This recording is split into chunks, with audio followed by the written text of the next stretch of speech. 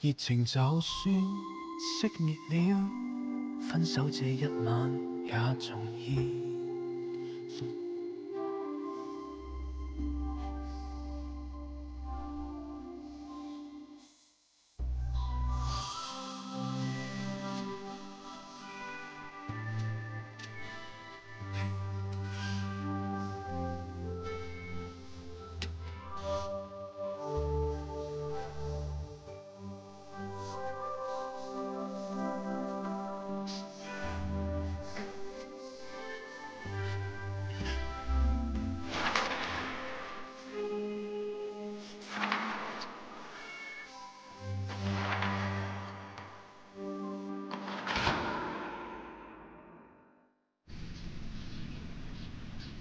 អ្នកនាង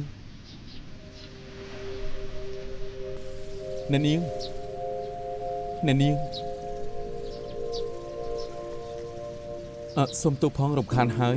របស់លេងកូនស្រីខ្ញុំធ្លាក់នៅលើកាបូបនាង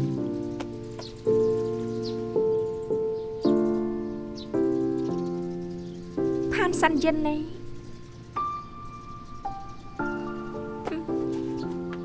ខ្ញុំចូលចិត្តសិភៅចិនជឿរបស់លោកអរគុណ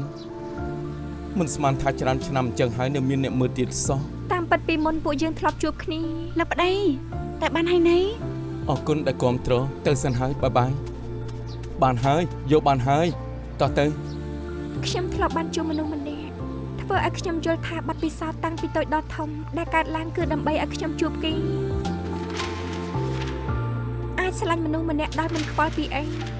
ខ្ញុំយល់ថាជារឿងដែលមានក្តីសុខបំផុតក្នុងលោកទោះបីគ្រប់គ្នាចាត់ទុកខ្ញុំជាអ្នកទោសក៏ខ្ញុំយល់ថាស័ក្តិសមដែរអរគុណមីរ៉ានាងបាននិយាយពាក្យក្នុងចិត្តខ្ញុំមានតែនាងទេដែលមិនជេរថាខ្ញុំតាក់ប្តីគេតាមពិតមានអ្នកជេរមិនប្រកាសថាជារឿងត្រឹមត្រូវនោះទេមិនគួរយកសិលធម៌មកកំណត់រឿងស្នេហាទេស្រឡាញ់មនុស្សម្នាក់មិនអាចគ្រប់គ្រងបានឡើយមិននឹងអាចបែងចែកខុសនឹងត្រូវទេមីរ៉ានិយាយគ្រាន់តែជាកំណត់គេមិនតំណាងឲ្យកំណត់កម្មវិធីទាំងមូលឡើយម្យ៉ាងពួកយើងក៏មិនឯកភាពក្នុងការដែលលួចលាក់មានស្រីក្រៅផ្សេងទៀតដែរមែនដែរទេណាពួកយើងគួរតែងាកទៅពិភាក្សាគ្នាថាគួរដោះស្រាយជួយអ្នកនាងខាងនោះយ៉ាងម៉េចវិញទៅល្អជាង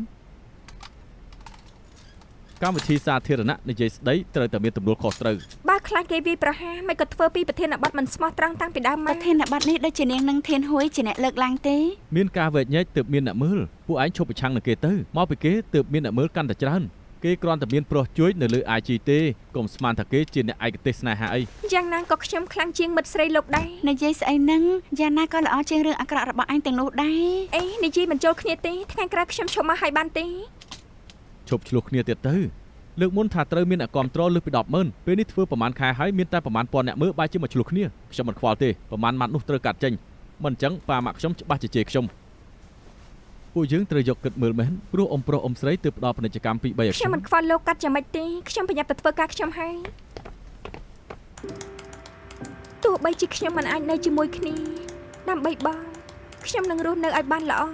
ខំធ្វើជាមនុស្សដូច្នេះទើបគប្បីនឹងស្នេហាមួយនេះ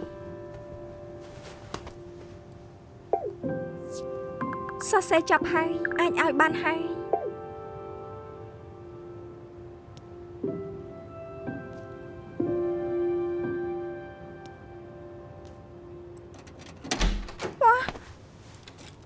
វ៉ា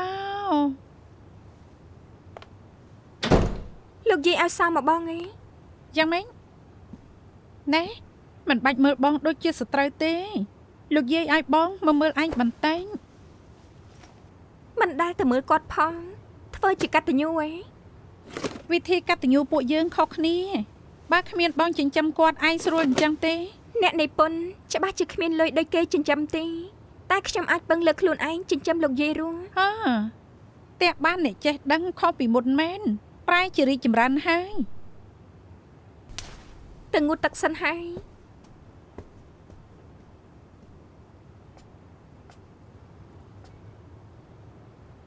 ចាប់ហើយភ្លេចសេវទៅហើយ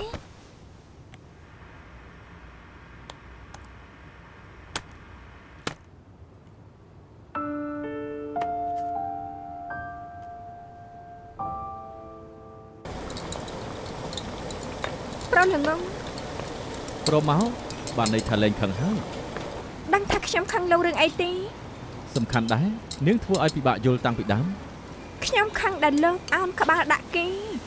អ្នកនាងបើគ្មានប៉ាគេចេញលុយទេខ្ញុំមិននឹងអាចបើកស្ទូឌីយោបានទៅខ្ញុំមើលលលុញតា មិនថាពាណិជ្ជកម្ម MV ឬក៏មង្គលការទេទទួលទាំងអស់យ៉ាងណាលោកក៏ជាអ្នកដឹកនាំរឿងម្នាក់ដែរចេញពីស្ថានីយទូរទស្សន៍តាមក្តីស្រមៃមិនមែនធ្វើការអញ្ចឹងទេ ខ្ញុំគ្រាន់តែដឹងថាខ្ញុំត្រូវឲ្យថ្លៃផ្ទះនិងហូបបាន ខ្ញុំក៏កំពុងសរសេររឿងដែលមិនចង់សរសេរដែរតែខ្ញុំនៅតែឆ្លៀតពេលសរសេរផែនការស្នើសុំលុយពីខាងទូរទស្សន៍ ប៉ាកែមែននាងជាអ្នកនិពន្ធដែលប៉ាកែជាងគេ ទៅស្លាប់ទៅបារម្ភទៅខ្ញុំរអ៊ូនណាស់ ខ្ញុំសុកចិត្តឲ្យនាងយកពេលទៅញ៉ាយប្រុសល្អជាងពេលនេះនាងជាងម៉ាក់ខ្ញុំទៅទៀត ខ្ញុំយល់ថា2ឆ្នាំនេះខ្ញុំពូកែណាស់គឺមានផ្លូវចិត្តស្ងប់ ខ្ញុំឆ្ងល់មែនទែនសង្សារចាស់នាងជានរណាគេទៅទើបធ្វើឲ្យនាងសម្រេចចិត្តឈប់យកមិត្តប្រុសទៀតអញ្ចឹង បាត់មក នាងមករដូវក៏ប្រាប់ខ្ញុំដែរមិនក៏អាត់កបាំងម្លេះបែកគ្នាទៅហើយប្រាប់ខ្ញុំទៅ បាត់មកទៅគួរឲ្យធន់ឆាប់ហូបទៅកើតអីហ្នឹង ក្រែងឆ្នាំមុននាងឲ្យខ្ញុំទៅជួយថតវីដេអូឲ្យមិត្តប្រុសបងស្រីនាង គឺ Devi កាណែនាំឲ្យលោកទៅថតឃ្លីបឲ្យអ្នកល្បីខាងធ្វើម្ហូបនោះទៀតយ៉ាងម៉េចទេ គេថាខ្ញុំថតបានស្អាតណាស់ពេលនេះសុកក៏ចង់ដកខ្ញុំចេញ ប្រហែលមកពីលោកសង្ហាពេញធ្វើឲ្យប្តីគេបញ្ចេញដូច្នេះក៏ដល់លោកចេញ ចំជាប្រទេសដាស់មែនពេលនេះគេកំពុងតែលែងយ៉ាងប្រហែលជាមកពីបញ្ហានេះនាងមិនអីទេ ថាម៉េចនៅក្នុងក្លែងឃើញពួកគេផ្អែមល្ហែមណាស់មិនក៏លែងលេ ខ្ញុំក៏ឮលេខាគេប្រាប់ដែរថាកំពុងតែប្តឹងផ្ដោតខ្ញុំត្រូវបាត់បង់អស់រាប់ពាន់ហើយខ្ញុំចប់មិនខានទេ ហេតុអីក៏ធីមលែងលេ ការ live បន្តិចទៀតត្រូវធ្វើតាមអ្នកមើលនាងនឹងឲ្យថាកម្មវិធីត្រូវពឹងលើ fan ប្រុសរបស់នាង ព្រោះតែខ្ញុំម៉េ ហាលើ3000អ្នកហើយពេលនេះចាប់ផ្ដើមភ្លាមអ្នកសួរខ្ញុំឆ្លើយ យូរយ៉ាងនេះហើយ បងមីរ៉ាភ្លឹកអញ្ ឬ ចឹង ក៏ត្រូវប្រពន្ធគេដឹង មីរ៉ា ហើយ គឺអញ្ចឹងឯងមី តែ រ៉ា គេធ្លាប់ថា បោះ មិនអាច ពេល បោះបង់ comment ប្រ ចូល ពន្ធ ទៀត នឹង មក កូនឡើយពេលនេះគេយ៉ាងម៉េចហើយ អូថ្ងៃនេះប្រុសនៅលីច្រើនម្លេះមិត្តភក្តិឯងក៏នាំគ្នាមកដែរត្រូវហើយមិត្តភក្តិខ្ញុំក៏នាំគ្នាមកមើលដែរតែកុំភ្លេចណាគឺជាកម្មវិធីស្នេហាមិនមែនជាកម្មវិធីអាពាហ៍ទេ ស្រីកញ្ជ្រោងពួក ស្រីកញ្ជ្រោងគួរស្អាត ជ្រោងមែន អប់ ធ្វើពុតជាស្អាតស្អំទៀត ធ្វើពុ ថោកទៀតមែននៅហ៊ានបន្លាយទៀត ស្រីសាហាយ គុំតែពេលកាត់ ហើយ ទេ ស្រីហើយ ពួកឲ្យ ដា ស្ ស់ អ មែ ប់ ន មីរ៉ាស្រីអាក្រក់ គួរស្អប់ អ្នកគ្មានឪពុកម្ដាយអប់រំគឺអញ្ចឹងហើយឪពុកម្ដាយរបស់មីរ៉ាច្បាស់ជាសម្រាប់ ឯង ចេះតាមចេះតែមិនអាចចេះអ្នកផ្ទះខ្ញុំឡើយខ្ញុំស្រឡាញ់ឋានសានយិនវាយ៉ាងម៉េចរាល់ថ្ងៃក្នុងលោកតែងតែមានមនុស្សដែលស្រឡាញ់អ្នកដែលមិនគួរស្រឡាញ់ខ្ញុំជាស្រីផ្ដេសផ្ដាសមានស្រីជាច្រើនទៀតក៏ផ្ដេសផ្ដាសដែរ ចាំថ្ងៃក្រោយជួបគ្នាទៀតហ៎បាយ បាយ បា បាយ យ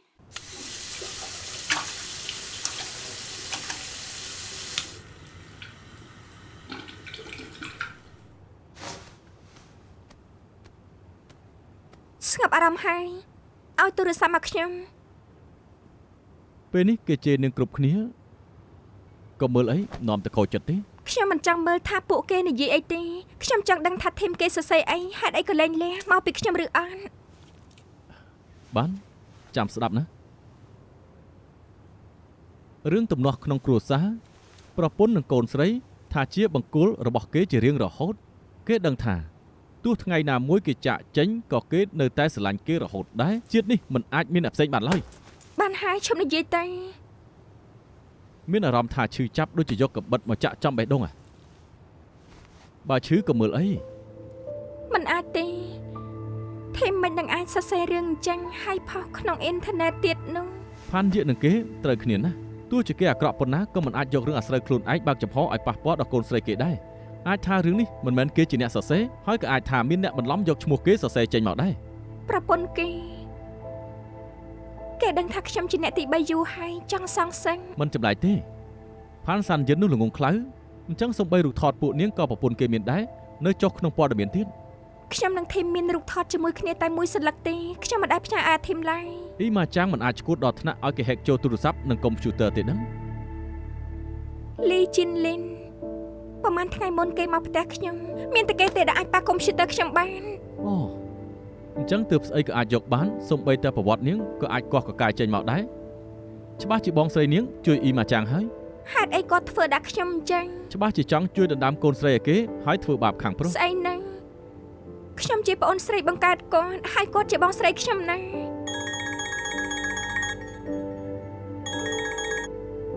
អាឡូ កើតអីហ្នឹង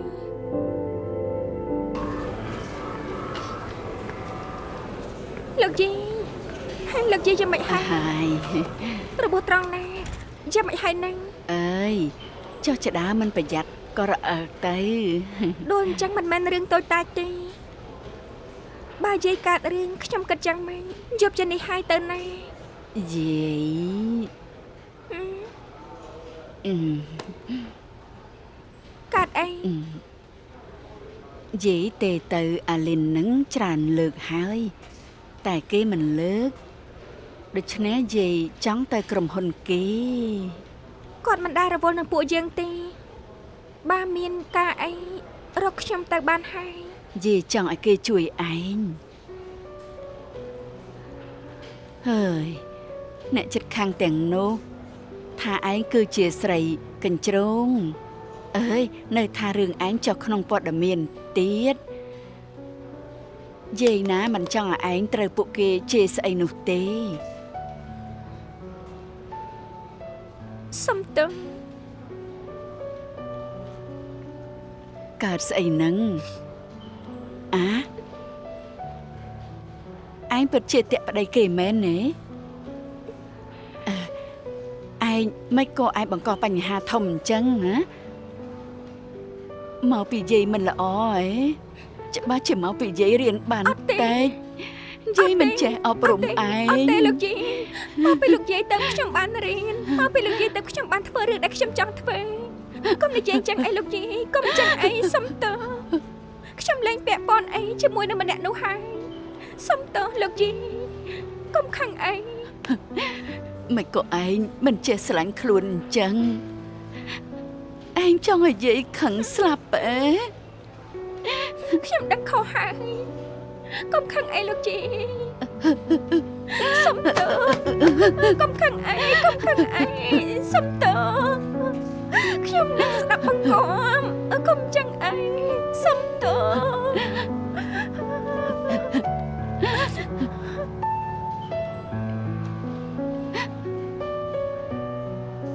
យាយចង់ឲ្យឯងស្រឡាញ់ខ្លួនឯងឯងកុំរឹងរូសដូចជាមកឯងអីឯងត្រូវរៀបការត្រូវកើតកូនត្រូវមានគ្រួសាររបស់ខ្លួនឯងលោកយាយមិនអាចកំដរឯងអស់មួយជីវិតទេ កុំនិយាយអញ្ចឹងអីខ្ញុំនឹងស្ដាប់បង្គាប់សុំទោស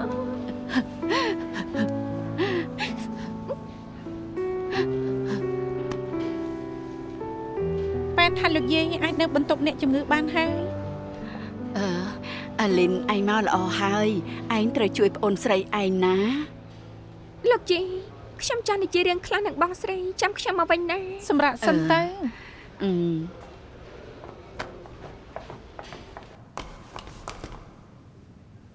បងជួយធ្វើបាបខ្ញុំនឹងអាធីមឲ្យអ៊ីម៉ាចាងឯង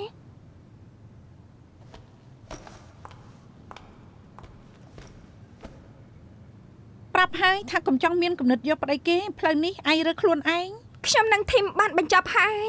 ឯងហ៊ានប្រាប់ថាឯងមិនចាំគេទេតែគេគួរតែមិនបានបំភ្លេចឯងដែរមិនអញ្ចឹងមិនអាចសរសេរប្រឡំលោកអញ្ចឹងចេញមកទេ អ៊ីម៉ាចាងស្អប់ខ្ញុំយល់តែហេតុអីក៏បងជួយគេបងស្អប់ខ្ញុំដល់ម្លឹងផងឯងខ្ញុំជាប្អូនស្រីបងណាបងមានមនុស្សធម៌ដែរទេ ឯងលែងទុកខ្ញុំជាបងស្រីយូរហើយ បងខឹងឯងខឹងខ្ញុំថាបងស្រឡាញ់លុយឯងបងក៏ទុកខ្ញុំជាមនុស្សអត់បានកើតដែរខ្ញុំប្រាប់បង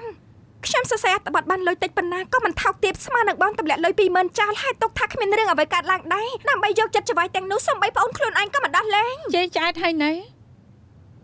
បញ្ចេញកំហឹងរួចគិតពីផ្លូវក្រោយផងទៅក្រែងថាចង់ទៅរៀនបរទេសហេបងរកស្លាប់ពីឲ្យឯងហើយ បងឈួតហើយធ្វើបាបខ្ញុំហើយឲ្យខ្ញុំកិច្ចខ្លួនទៀតទេ មិនថាបងប្រើវិធីអីទេសុទ្ធតែចង់ឲ្យឯងបំភ្លេចផានសាន់យិនឯងនឹងគេអត់មានលទ្ធផលល្អទេ លីចិនលីនថ្ងៃក្រោយខ្ញុំឡើងចង់ជួបបងទៀតហើយបងជួយឡើងបានហើយ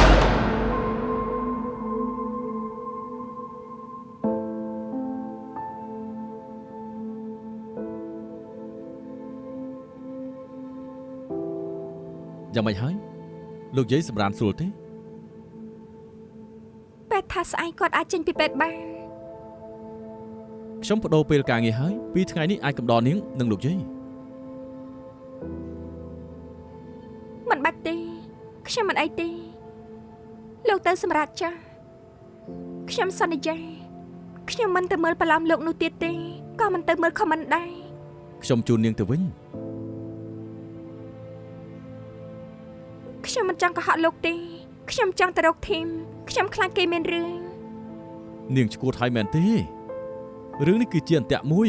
មិនថានាងធ្វើអីក៏ធ្លាក់ចូលអន្ទាក់នោះបើនាងទៅរកគេពេលនេះគេនឹងស្លាប់យ៉ាងវេទនាជាងនេះនាងចង់ឲ្យពួកអ្នកកាសែតសរសេរថាឆ្កែប្រុសស្រីណាត់គ្នា ខ្ញុំមិនខ្វល់ខ្ញុំគ្រាន់តែចង់ដឹងថាគេកើតអីឬអត់ ខ្ញុំដឹងថានាងចង់យ៉ាងម៉េចគឺអញ្ចឹងតែនាងមានធ្លាប់គិតអ្នកនៅក្បែរខ្លួននាងទេនាងក៏ដឹងដែរថាយាយនាងឈឺចិត្តប៉ុណ្ណា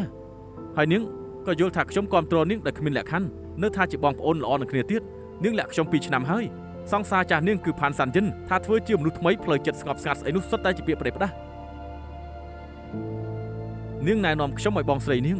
ពិតដើម្បីខ្ញុំល្អមែនណាតាមពិតនាងចង់ដឹងរឿងផានសាន់យិនពីអ្នកប្រុសដេប៉ុណ្ណោះនាងមិនទាន់រងាប់ចិត្តទេ សូម្បីលួចស្លាញ់គេក៏មិនបានដែរខ្ញុំក៏ចង់បំភ្លេចដែរតែខ្ញុំធ្វើមិនបាន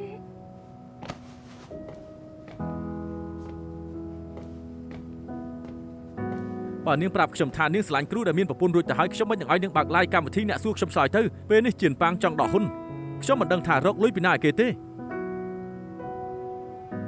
សុំតើ នាងចង់ទៅណាក៏ទៅតែការស្រឡាញ់មិនមែនចង់ថាយ៉ាងម៉េចគឺអញ្ចឹងទេនាងកុំអាត្មានិយមដល់ម្លឹងអី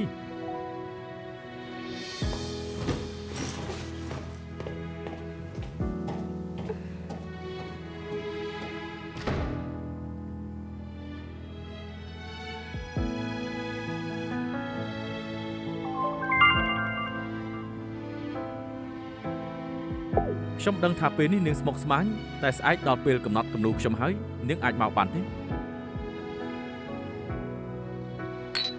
មានគុណធម៌បើរូបនេះគូមិនរួចស្អែកមិនដឹងធ្វើយ៉ាងម៉េចនោះទេ ខ្ញុំមិនចង់នាំទុកដល់មិត្តភក្តិម្នាក់ទៀតទេ សំណាងនាងល្អអញ្ចឹងមានអ្នកកសែតតាមដែរទេ អ្នកនិពន្ធទូចតាចម្នាក់កម្មវិធីគ្មានអ្នកមើលអាចជិះមានហ្វិនប្រមាណពាន់នាក់មិននឹងអាចមានអ្នកកសែតតាមនាងបានទៅ ខ្ញុំទៅជួបបរិយសិននិយាយគ្នាតាមសម្រួលចុះ មីរ៉ាដាក់តម្លៃមកចង់បានប្រមាណ សូមលោកគោរពខ្លួនឯងផងទៅ ទុកចិត្តចុះខ្ញុំមិនចាប់អារម្មណ៍នាងទេខ្ញុំគ្រាន់តែចង់ឲ្យនាងបិទមាត់ជប់តវ៉ានឹងអ្នកកសែតឲ្យបាត់មុខពីទស្សនិកជននិងបណ្ដាញសង្គមទាំងអស់ប៉ុណ្ណោះដាក់តម្លៃមកចង់បានប្រមាណ បងស្រីខ្ញុំឲ្យលោកមកហើយពួកលោកពីរនាក់ពិតជាមនុស្សភពតែមួយមែន បងស្រីនាងស្អីទៅ ស្រីរបស់លោកលីជីនលីន នាងគឺលីជីងហើយ ខ្ញុំមិនចង់ឲ្យប៉ះពាល់ដល់អ្នកផ្ទះទៅប្រាឈ្មោះមីរ៉ាននេះតែស្មានមិនដល់មែនថាតាមពិតបងស្រីមិននាំលោកមកជួបមុខខ្ញុំនិងលោកយីមិនមែនខ្លាចពួកយើងធ្វើប៉ះពាល់ដល់គាត់ទេគឺព្រោះតែលោកស្អីក៏និយាយតែពីលុយគាត់មិនជឿជាក់លើស្នេហាមួយនេះ ឲ្យតែនាងលេចមុខអ្នកលេងអ៊ីនធឺណិតមិនភ្លេចរឿងនេះទេហើយកុំមិនឲ្យចំពោះឯងនឹងអាធីមដែរ ទោះខ្ញុំនិងធីមខុសប៉ុណ្ណាអ៊ីម៉ាចាងក៏មិនគួររួមគំនិតនឹងបងស្រីខ្ញុំបោះអាក្រាតរឿងទាំងអស់នេះដែរលោកឲ្យគេបញ្ឈប់ទៅខ្ញុំមានសិទ្ធិរស់នៅតាមបែបខ្ញុំ រួមគំនិតនឹងបងស្រីស្អីនាងកំពុងនិយាយអី គាត់មិនបានប្រាប់លោកទេតាមពិតគាត់ធ្វើរឿងពីក្រោយខ្នងលោកច្រើនអញ្ចឹងសោះអញ្ចឹងបានតែដេកជាមួយគ្នាទេចង់ឲ្យខ្ញុំបាត់ខ្លួនមិនបាច់ទិញក្បាលខ្ញុំទេប្រើលុយនឹងទំនាក់ទំនងលោកជួយធីមទៅ ឯងមិនប្រាប់ក៏ខ្ញុំធ្វើអញ្ចឹងដែរ គេមិនអាចបាត់បង់កូនទេជួយគេឲ្យឈ្នះផងទៅ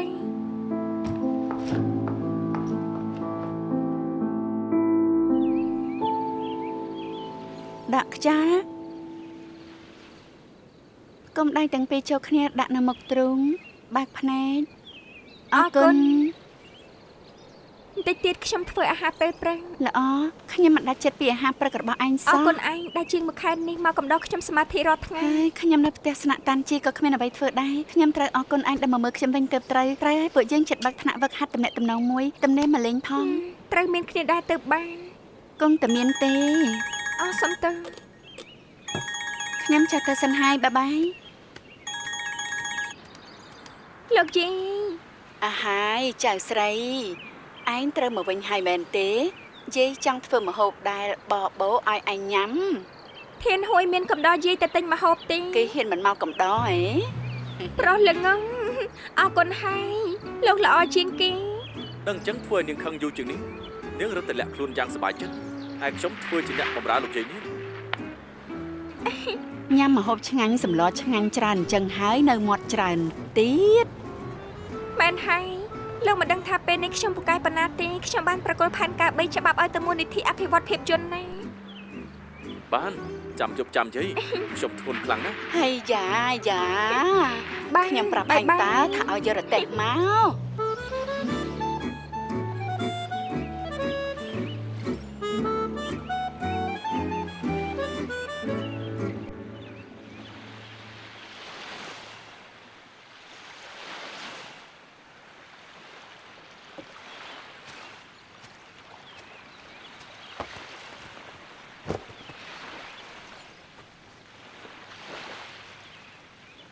ខ្ញុំប្រាប់ហើយថាលែងចង់ជួបបងទៀតហើយ ការប្តឹងផ្តល់របស់ធីមបញ្ចប់ហើយ អញ្ចឹងរំខានបងជួយប្រាប់ដេវីកានថាខ្ញុំលែងលាក់ខ្លួនទៀតហើយ ស្ដាប់បងទៅរំមុខវិជ្ជាដែលឯងចូលចិត្តហើយទៅរៀននៅបរទេសទៅថ្លៃរៀនថ្លៃរស់នៅទុកបងចេញ ឈួតមែន បងដើម្បីឯងល្អមែន ល្មមបានហើយឈប់ធ្វើពុតទៅឃើញបងធ្វើអញ្ចឹងគួរឲ្យខ្ពើមខ្ញុំមិនខ្វល់ថាអ៊ីម៉ាចាងជាអ្នកមានគុណឬជាច្បាយបងស្អីទេបងមិនមែនជាឆ្កែគេឡើយគេគ្រាន់តែជាមិត្តភក្តិបងធម្មតាប៉ុណ្ណោះខ្ញុំទៅជាប្អូនស្រីបង្កើតបងណា ទើបបងវល់ឲ្យឯងជួយបង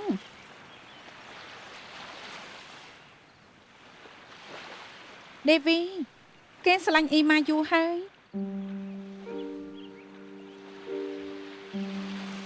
អញ្ចឹងទៅបងដឹងរឿងខ្ញុំនិងអាធីមរួចក៏រំជួលចិត្តដែរបងខ្លាចថាខ្ញុំបបែកបបាក់ពួកគេរួចដេវីកានឹងមានឱកាសនៅជាមួយអ៊ីម៉ាចាងឯង ឯងព្រមលែងដៃតែពួកគេនៅតែលែងលះប្រហែលឆ្នាំនេះដេវីមានស្រីក្រៃច្រើនប៉ុណ្ណាក៏បងអាចទ្រាំបានតែបងទទួលយកមិនបានដែលគេបដិសេធមិនរៀបការជាមួយបងព្រោះអ៊ីម៉ាមានពេលខ្លះបងចង់ឲ្យមានគ្រាប់បែកមួយគ្រាប់ធ្លាក់ចុះមក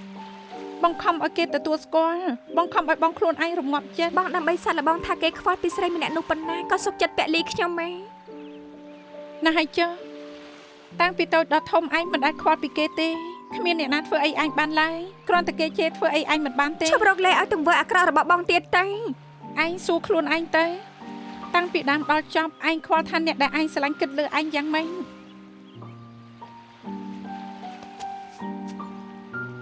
ស្ដាប់បងទៅធីមនៅតែស្រឡាញ់អ៊ីម៉ាឯងទៅបរទេសអាចចាប់ផ្ដើមជាថ្មីបាន បងដឹងថាខ្លួនឯងល្ងងប៉ុណ្ណាទេបងមិនអាចផ្ដាច់ស្នេហារបស់បងនឹងដេវីបានតែគិតថាដេញខ្ញុំទៅអញ្ចឹងអាចផ្ដាច់ស្នេហាខ្ញុំចំពោះធីមបានហើយផ្ដាច់ស្នេហារវាងដេវីនិងអ៊ីម៉ាបានទេ ហើយបងមិនដឹងថាធ្វើយ៉ាងម៉េចមែនបងនៅជាមួយដេវីអញ្ចឹងឈឺចាប់ណាស់តែបងមិនអាចចាក់ចេញពីគេបានបងទៅមិនកើត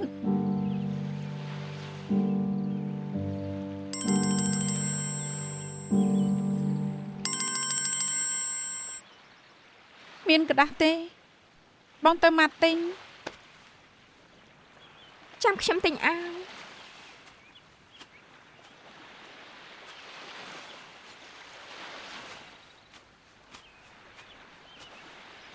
យ៉ាងម៉េច អត់ទេមិនអីទេមិនអីទេ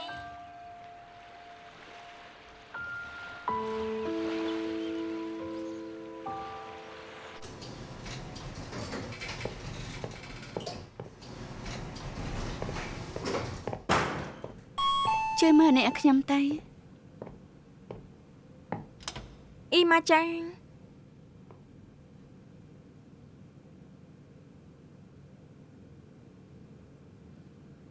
ខ្ញុំជំពាក់ពាក្យសុំទោសនាងមួយពេលនេះខ្ញុំសុំទោសនាងជាផ្លូវការសុំទោស ខ្ញុំមិនទទួលទេ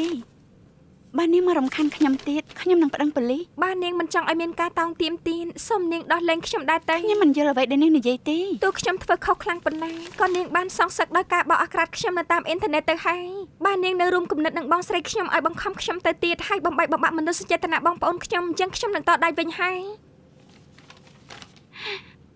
ពិតជាមិនចេះខ្មាស់គេមកក្រាស់មែនបំបែកបំបាក់គ្រួសារគេហើយនៅមកធ្វើជាជនរងគ្រោះទៀត គ្រួសារនាងមិនមែនខ្ញុំបំបីបំបាក់ទេខ្ញុំនឹងធីមបញ្ចប់យូរហើយគឺនាងមិនថែរក្សាធីមនាងលែងស្រឡាញ់គេ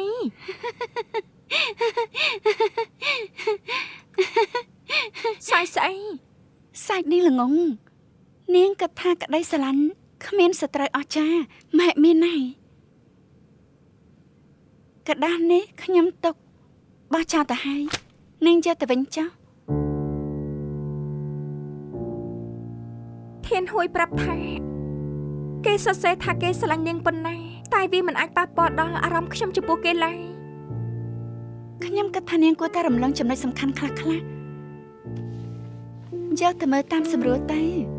មើលថាធីមទុកនាងជាស្រីបរិសុទ្ធឬក៏ទុកនាងជាស្រីផ្ដេសផ្ដាស់ដោយដែលលេងអ៊ីនធឺណិតនិយាយ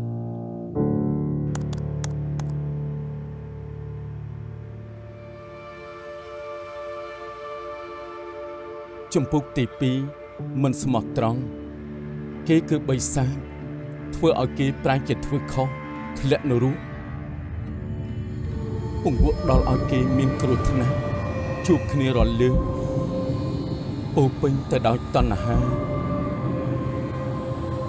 រាងកាយដូចជាព្រើងតែប្រែខ្លាញ់ជាក្តៅដូចជាភ្លើងឆេះសន្ធោសន្ធឹងមិនឈប់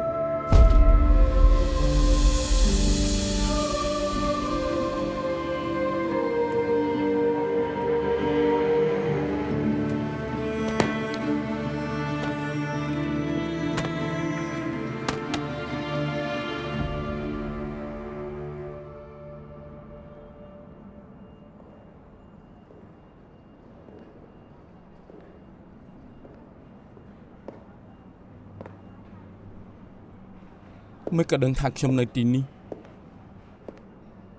ឲ្យធានហួយជួយស៊ើបឲ្យខ្ញុំលោកសរសេរជាប្រឡំលោកអញ្ចឹងលោកគួរតែដឹងថាខ្ញុំរកលោកហើយ ថ្ងៃនេះខ្ញុំហត់ណាស់ ហេតុអីក៏សរសេរខ្ញុំខ្លាចជាអញ្ចឹងខ្ញុំពិតជាបានពាក់លោកមែនទេខ្ញុំចាំមិនដាក់លោកដឹងហើយខ្ញុំមិនដែលស្រឡាញ់មនុស្សម្នាក់អញ្ចឹងឡើយ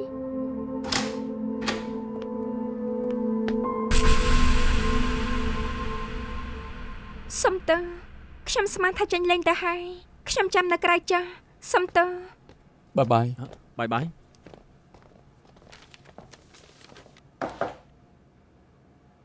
លោកផាន សុំទោសគ្មានអ្នកចោលឈ្មោះរៀនអក្សរសាស្ត្រទេខ្ញុំមករៀនចោលប្រមាណ ខ្ញុំមិនមែនមកចោះឈ្មោះទេខ្ញុំចង់សុំសម្ភាសលោកបន្តិច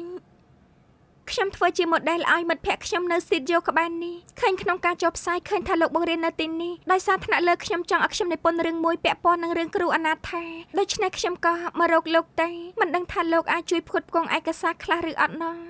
សុំទោសខ្ញុំជាអ្នកនិពន្ធនៅស្ថានីយទូរទស្សន៍ឈ្មោះលីជីងហាយលោកអាចហៅខ្ញុំថាអាហាយបាន សួស្តីសុំទោសខ្ញុំជួយនាងបានទេ ខ្ញុំមិនរំខានពេលលោកច្រើនទេ សុំទោសផងខ្ញុំមិនទម្លាប់ចែករំលែករឿងផ្ទាល់ខ្លួន អញ្ចឹងលោកអាចជួយសញ្ញាឲ្យខ្ញុំបានទេតាមពិតខ្ញុំជាអ្នកគ្រប់គ្រងលោកដែរដោយសារសិភៅចិនជឿរបស់លោកក៏ទៅចូលរួមការប្រកួតអក្សរសាស្ត្រនៅបានពានរង្វាន់ទៀតលោកគួរតែភ្លេចហើយលោកជាអ្នករង្វាន់មកខ្ញុំតាំងពីថ្ងៃនោះមកខ្ញុំក៏សម្រេចចិត្តរកលុយដោយខ្លួនឯងដៃសរសេរអត្ថបទតែមិនសូវប្រកែកសរសេរប្រឡំលោករកលុយមិនសូវបានពេលនេះក៏បដូរ screen play វិញ អញ្ចឹងខ្ញុំមិននាំបន្ទុកដល់នាងទៅហើយគ្រប់គ្នាស្មានថានៅសកលគឺអស្ចារ្យតែតាមពិតដោយកន្លែងធ្វើការធម្មតាអញ្ចឹងនៅតែខុសខើនៅក្នុងចិត្តខ្ញុំអក្សរសាស្ត្រមានតម្លៃណាស់ស្ដាយដែលនៅកន្លែងនេះអក្សរសាស្ត្រគ្មានតម្លៃសូម្បីបន្តិច នេះព្រោះតែមានមនុស្សតិចណាស់ដែលយល់ថាមានតែអក្សរសាស្ត្រប៉ុណ្ណោះដែលអាចឲ្យមនុស្សមានភាពយោគយល់ចំពោះរឿងគ្រប់យ៉ាងទាំងអស់ហើយវាក៏ជាចំណែកមួយដែលធ្វើឲ្យជីវិតមនុស្សមានអត្ថន័យផងដែរយ៉ាងម៉េចហ្នឹង គិតថាខ្ញុំសរសេររឿងភាគទូរទស្សន៍មិនដឹងពីអក្សរសាស្ត្រ តាំងពីឆ្នាំ2006សៀវភៅទៅលក់បានប្រមាណ100ក្បាលនាងបានមើលបញ្ជាក់ថានាងមិនស្រីធម្មតាទេ គ្មានអ្នកណាអាចសរសេរពីផ្ទះរត់ដូចជាលោកទេលោកដឹងទេថាពេលខ្ញុំមើលបន្លំលោករបស់លោកនេះខ្ញុំពិតជានឹកឃើញកាលខ្ញុំនៅផ្ទះរត់ជាមួយប៉ាម៉ាក់កាលពីតូចខ្លាំងណាស់ សង្ឃឹមថាជីវិតនាងដូចក្នុងបន្លំលោកអញ្ចឹងរត់ទៅរត់មករត់មិនផុតពីដងនោះ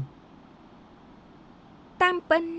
ខ្ញុំនៅផ្ទះរត់បានត្រឹមអាយុ6-7 ឆ្នាំទេ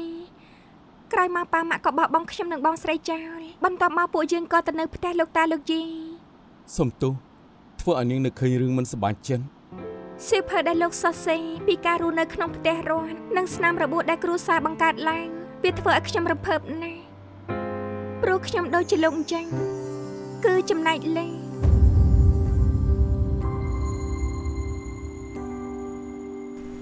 លោកសរសេរបានល្អហើយបានរង្វាន់ទៀតមិនក៏មិនសរសេរទៀត ចំណាយពេលតែរលួយមិនបានពេលនេះមានកូនទៀតរឹតតែពិបាកសរសេរ ប្រពន្ធលោកមិនសប្បាយចិត្តទេទោះគ្មានអ្នកគាំទ្រក៏ត្រូវតែបន្តសរសេរដែរមិនអាចខ្ជិះខ្ជាយទេពកោសល្យទេឯខ្ញុំមិនកើតឡើយយ៉ាងច្រើនអាចសរសេរបានត្រឹមរឿងចាស់កម្រិលផ្កាចំបៃលោកយាយជប់ហើយនៅលក់ទៀតទេ ត្រូវហើយទិញមកកញ្ចប់ទៅ8យួនប៉ុណ្ណោះ យប់អញ្ចឹងគ្មានអ្នកទិញទេខ្ញុំទិញទាំងអស់ចឹង មែនទេបាន សុំទៅផងរំខានពេលលោកតិចហើយ ខ្ញុំក៏ចូលចិត្តផ្កាចំបៃដែរ ឲ្យលោកមួយកញ្ចប់ជាការចែករំលែក អរគុណ ម៉ាក់ខ្ញុំក៏ចូលចិត្តផ្កាចំបៃដែរ របស់ចាស់ចាស់ភាគច្រើនសិតតែកំពុងរលាយបាត់ទៅអាចបានជួបដូចជាសុបិនអញ្ចឹង ខ្ញុំយល់ថារ៉ូមែនទិកណាស់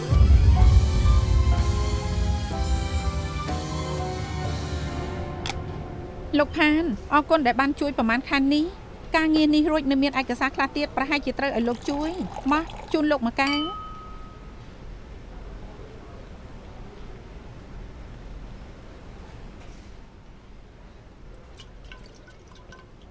បាយបាយ អាហើយមិត្តភក្តិឯងដូចជាមិនសូវសប្បាយចិត្តឯងចាត់ការបានទេ ខ្ញុំនៅកំដរគេបានហើយ អញ្ចឹងប្រយ័ត្នខ្លួនផង ដឹងហើយ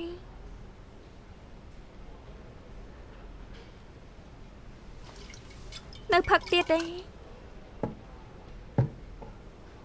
កើតអីទៅឆ្លោះគ្នាឯង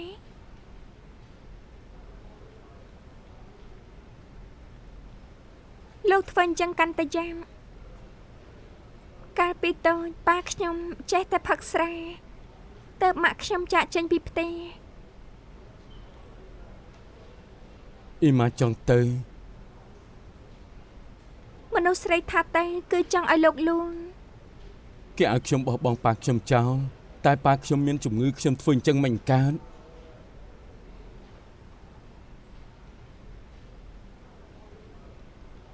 ពីមុន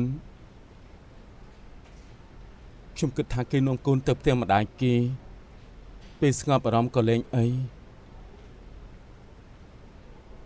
តែចុងក្រោយក៏ប្រែដូចជាពីមុនវិញខ្ញុំបរាជ័យមែន លោកមិនមែនបរាជ័យទេសម័យនេះចង់ចាប់ក្តីសម័យចង់ធ្វើមនុស្សល្អពិបាកណាស់ ពេលនោះប្រពន្ធខ្ញុំពេញចិត្តខ្ញុំត្រង់ណាពេលនេះគេក៏ស្អប់ខ្ពើមខ្ញុំត្រង់នោះដែរខ្ញុំមិនចង់បាត់បង់គេនឹងកូនស្រីទេ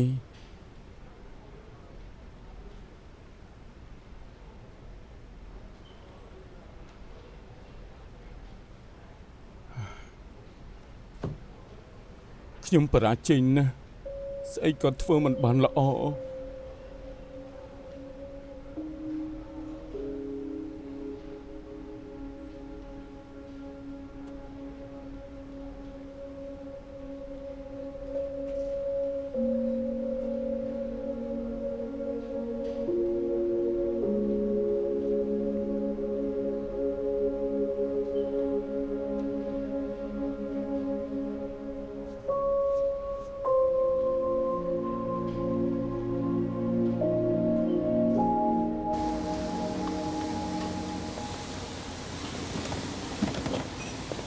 ស្រីឡប់ ចាំមិញ អូនាងកាត់អីហ្នឹង ជួនមិត្តភក្តិស្វឹងទៅផ្ទះក៏របួសតិចតួចមិនអីទេ របួសដល់ម្លឹងជាប្រុសហ៎មិនក៏មិនហៅខ្ញុំជួយ ចាំឲ្យលោកជួយច្បាស់ជាស្លាប់ណាត់លោកអស់ប្រហែលខែទៅណាត់បាន ទើបបើកស្ទូឌីយោគ្មានពេលចូលបង្គន់ផងនាងច្បាស់ជាចង់ប្រាប់ខ្ញុំពីស្នេហានាងទៀតហើយលើកនេះវក់ជាមួយអ្នកណាទៀតអ្នកណាមិនក៏បកកាយយ៉ាងនេះមានសមត្ថភាពអាចធ្វើឲ្យបងមីរ៉ាដែលខ្លាំងក្លាម្នាក់អៀនយ៉ាងនេះនោះ អត់ទេគេមានប្រពន្ធហើយ តាក់ប្តីគេប្រយ័ត្នផ្ទះបាញ់ទៅ មាត់តិចតិចមែន សំណាងនាងចេះខ្មាស់ ពួកយើងគ្មានស្អីទេគឺខ្ញុំគិតច្រើនខ្លួនឯងគេគឺជាប្រុសល្អបំផុតដែលខ្ញុំធ្លាប់ជួបខ្ញុំមិនចង់បំផ្លាញជីវិតគេទេគ្រាន់តែចង់នៅក្បែរខ្លួនគេចង់ឲ្យគេល្អមិនចង់បានអីឡើយ លោកនេះធ្វើជាទេពអក្សរការពារគេ លើកនេះមិនដូចមុនមែនខ្ញុំមិនដែលយកចិត្តទុកដាក់នឹងអ្នកណាម្នាក់អញ្ចឹងពីមុនមកឡើយ កុំបង្កបញ្ហាទៅបានហើយខ្ញុំរវល់ណាស់ខ្ញុំមិនអាចជួយនាងបានទេ គេមិនខ្វល់ពីខ្ញុំឡើយខ្ញុំមានការងារខ្លះត្រូវឲ្យគេជួយគេយល់ព្រមហើយតែមិនឆ្លើយតបវិញ អញ្ចឹងបោះបង់ទៅមិនអញ្ចឹងធ្វើខ្លួនដូចខ្ញុំទៅលេងអេបរកបិទភ័ក្រខ្លះក៏បានកុំស្រឡាញ់គេម្នាក់ឯងអញ្ចឹងអី បានហើយខ្ញុំឈប់រំលឹកពីម្នាក់នេះហើយបានទេ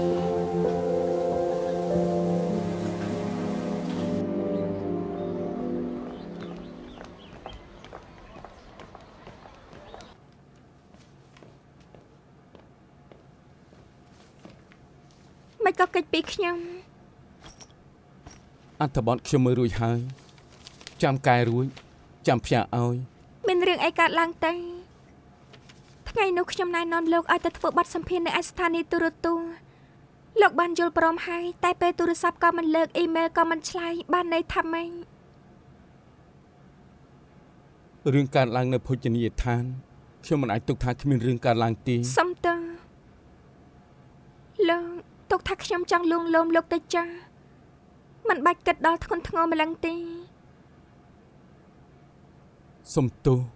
ខ្ញុំមិនចង់ឲ្យនាងលំបាកទេឈប់តាក់ទងគ្នាគឺល្អសម្រាប់ពួកយើង ស្រឡាញ់មនុស្សម្នាក់មិនខុសឡើយទោះបីលោកមិនស្រឡាញ់ខ្ញុំក៏មិនអាចហាមមិនឲ្យខ្ញុំស្រឡាញ់លោកដែរខ្ញុំមិនបានចង់បានអ្វីពីលើខ្លួនលោកទេខ្ញុំគ្រាន់ចង់ធ្វើជាមិត្តល្អរបស់លោកប៉ុណ្ណោះពេលលោកមិនសប្បាយចិត្តត្រូវការឲ្យគេកំដរខ្ញុំអាចកំដរនៅក្បែរលោកបានសុំទោស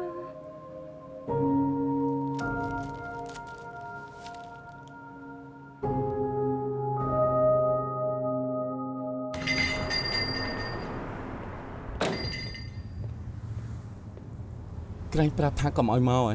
មានអ្នកជួយថែមម្នាក់ទៀតល្អជាងចាំខ្ញុំជួយរើ ណាចុះសិភៅចាញ់អញ្ចឹងខាងក្រៅគ្មានទេ រកពេញបណ្ណាល័យហើយនៅតែគ្មានមែនទេ មានពីរក្បាលតែគេខ្ចីបាត់ទៅហើយស្អែកបង្រៀនខ្ញុំត្រូវប្រើ សៀវភៅទ្រឹស្ដីសំខាន់អញ្ចឹងមិននឹងអាចមិនប្រយ័ត្នបោះចោលអញ្ចឹងទេ ប៉ាខ្ញុំធ្វើឲ្យមានផ្សែងពេញផ្ទះអ៊ីម៉ាខឹងពេកបោះអីវ៉ាន់ចេញជាច្រើន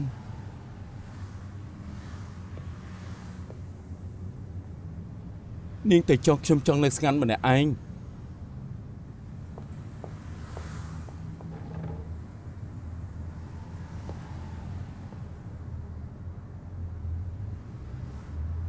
ប៉ាខ្ញុំមានជំងឺមហារីកសួតពេលនេះខ្ញុំចង់នៅម្នាក់ឯង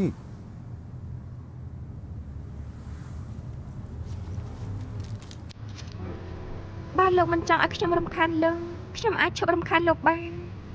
មិញនេះខ្ញុំដើររកយូរណាស់សង្ឃឹមថាលោកអាចស្រួលខ្លួនបន្តិច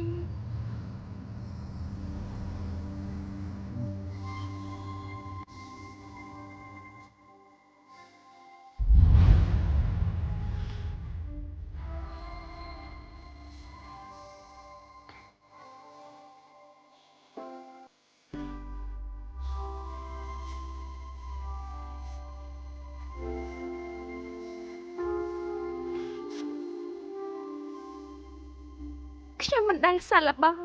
ស្រឡាញ់មនុស្សម្នាក់របៀបនេះទេមិនថាស្រឡាញ់ប៉ុណ្ណាឡើយខ្ញុំមិនហ៊ានធ្វើសកម្មភាពអ្វីទាំងអស់លោកថាមិនចង់បាត់បង់ពួកគេលោកឲ្យខ្ញុំលែងដៃខ្ញុំក៏លែងដៃភ្លាមទោះខ្ញុំឈឺចុកចាប់ប៉ុណ្ណាក៏ខ្ញុំមិនដែលហ៊ានរអ៊ូប្រាប់អ្នកណាកន្លះម៉ាត់ដែរពួកខ្ញុំលែងលះមិនមែនទំនួលខុសត្រូវនាងទេខ្ញុំដឹងថាលោកចូលចិត្តរែកពុនទំនួលខុសត្រូវតែម្នាក់ឯងខ្ញុំមិនចង់ឲ្យលោកពិបាកចិត្តរអ៊ីសចិន2ឆ្នាំមកនេះខ្ញុំព្យាយាមខ្លាំងណាស់សុំទោសខ្ញុំមិនចង់ស្ដាប់ពាក្យសុំទោសលោកទេ